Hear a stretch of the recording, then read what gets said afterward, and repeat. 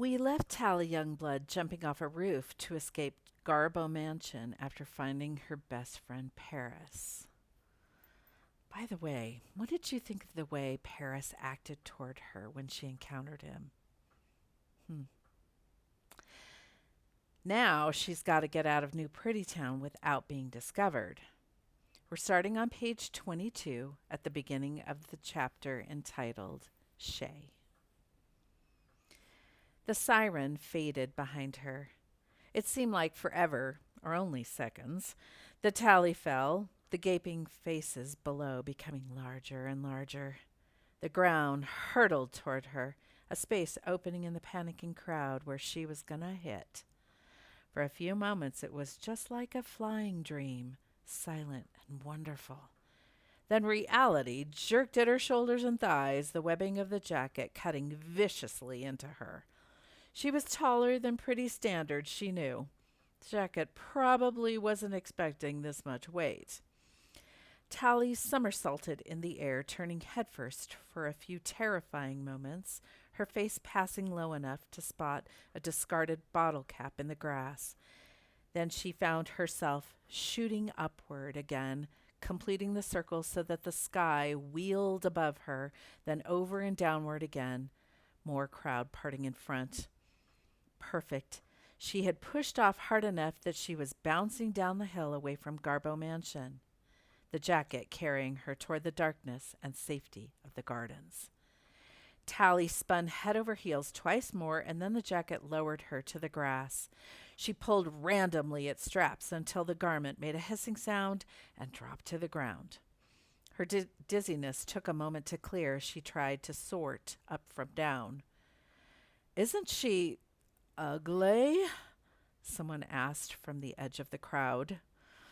The black shapes of two firefighting hover cars zoomed past overhead, red lights flashing and sirens piercing her ears. "Great idea, Paris," she muttered, a false alarm. She would really be in trouble if they caught her now. She'd never even heard of anyone doing anything this bad. Tally ran toward the garden. The darkness below the willows was comforting. Down here, halfway to the river, Tally could barely tell there was a full-scale fire alert in the middle of town, but she could see that a search was underway. More hover cars were in the air than usual, and the river seemed to be lit up extra bright.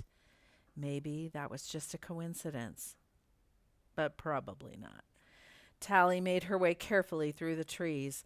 It was later than she and Paris had ever stayed over in New Pretty Town. The pleasure gardens were more crowded, especially the dark parts. And now the excitement of her escape, now that the excitement of her escape had worn off, Tally was beginning to realize how stupid the whole idea had been. Of course, Paris didn't have the scar anymore. The two of them had only used a penknife when they had cut themselves and held hands. The doctors used much sharper and bigger knives in the operation. They rubbed you raw, and you grew all new skin, perfect and clear. The old marks of accidents and bad food and childhood illnesses all washed away. A clean start.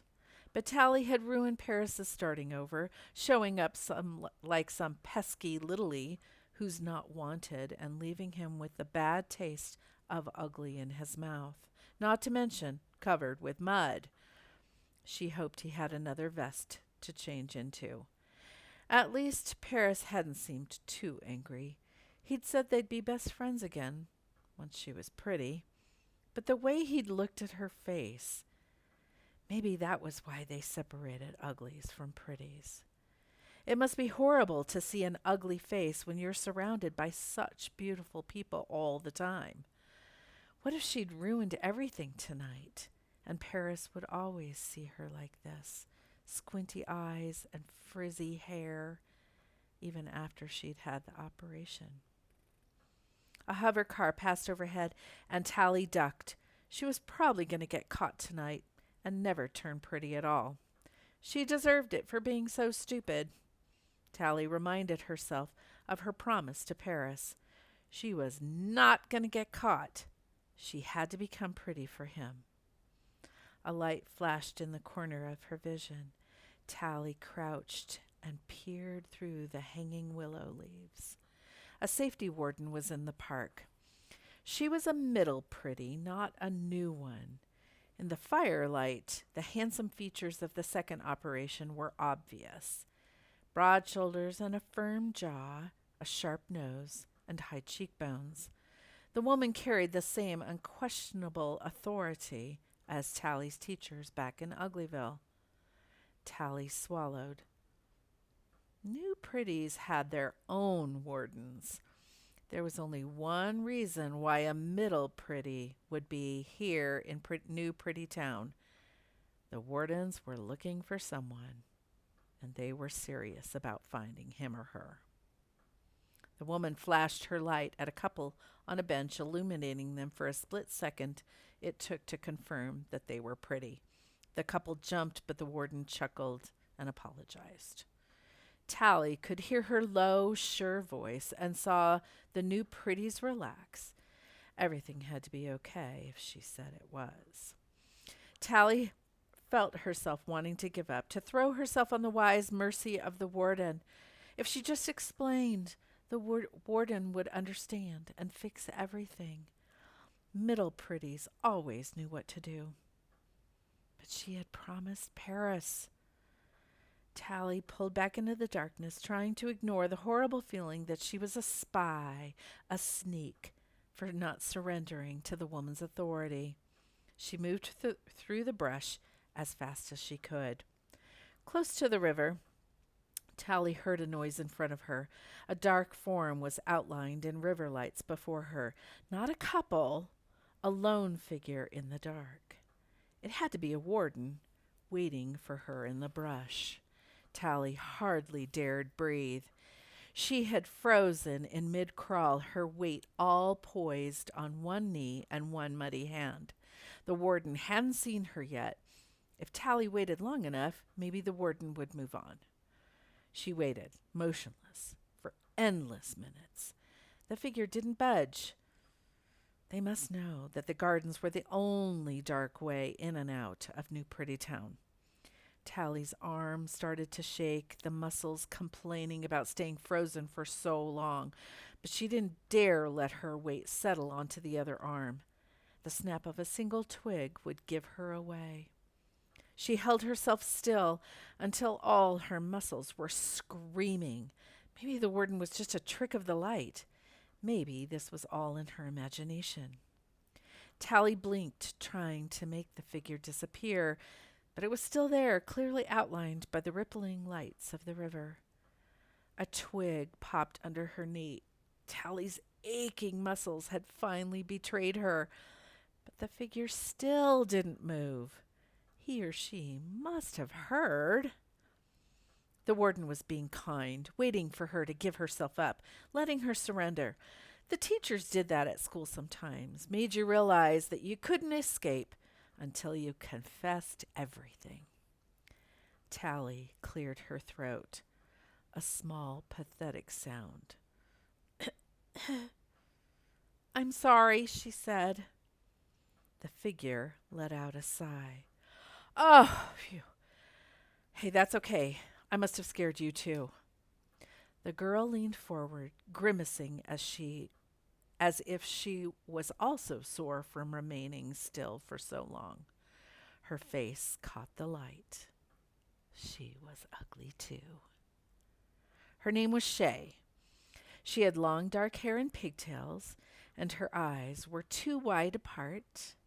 Her lips were full enough, but she was even skinnier than a new pretty. She'd come over to New Pretty Town on her own expedition and had been hiding here by the river for an hour. "I've never seen anything like this," she whispered. "There's wardens and hover cars everywhere." Tally cleared her throat. "I think it's my fault." Shay looked dubious. How'd you manage that?" "Well, I was up in the middle of town at a party." "You crashed a party? That's crazy!" Shay said, and then lowered her voice back to a whisper. crazy but awesome. How'd you get in? I was wearing a mask. Wow, a pretty mask?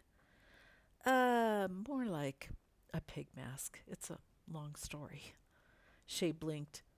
A pig mask. Okay. So, let me guess. Someone blew your house down? Huh? No. I was about to get caught, so I kind of set off a fire alarm. Nice trick. Tally smiled. It was actually a pretty good story, now that she had someone to tell it to. And I was trapped up on the roof, so I grabbed a bungee jacket and jumped off. I hover bounced halfway here. No way! Well, part of the way here, anyhow. Pretty awesome. Shay smiled, and then her face went serious. She bit at one of her fingernails, which was one of those bad habits that the operation cured.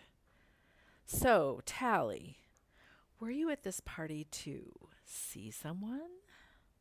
It was Tally's turn to be impressed. How'd you figure that out? Shay sighed, looking down at her ragged nails. I've got friends too. She looked up. I was always the youngest, you know. And now, you're all alone. Shay nodded. It sounds like you did more than spy, though. Yeah, I kind of said hello. Wow, that's crazy. Your boyfriend or something? Tally shook her head. Paris had gone with other girls, and Tally had dealt with it and tried to do the same, but their friendship had always been the main thing in both their lives. Not anymore, apparently. If he'd been my boyfriend, I don't think I could have done it. You know, I wouldn't have wanted him to see my face, but because we're friends, I thought maybe. Yeah. So how'd it go? Tally thought for a second, looking out at the rippling water. Paris had been so pretty and so grown up looking, and he'd said they'd be friends again once Tally was pretty too.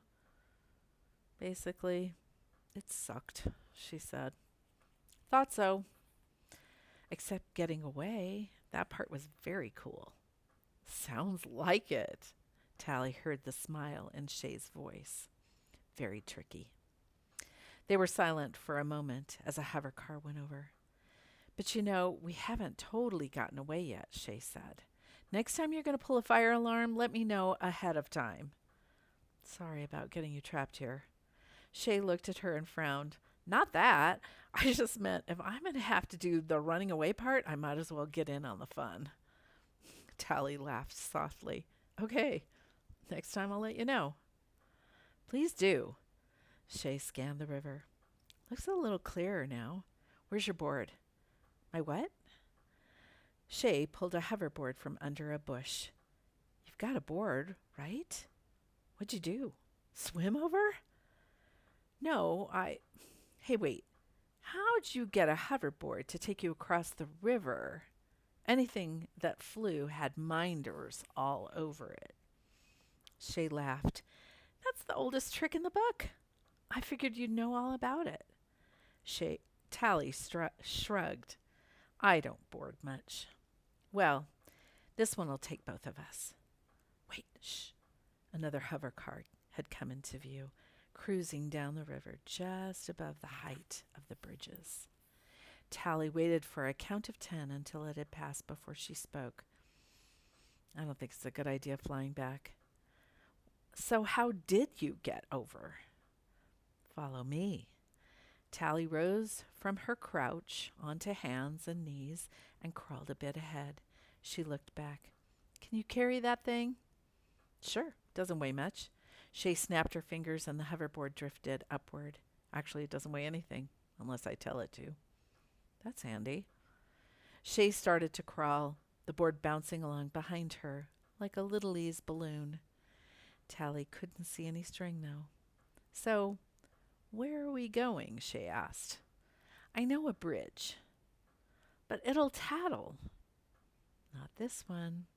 It's an old friend. I bet we'll find out more about this new friend next time.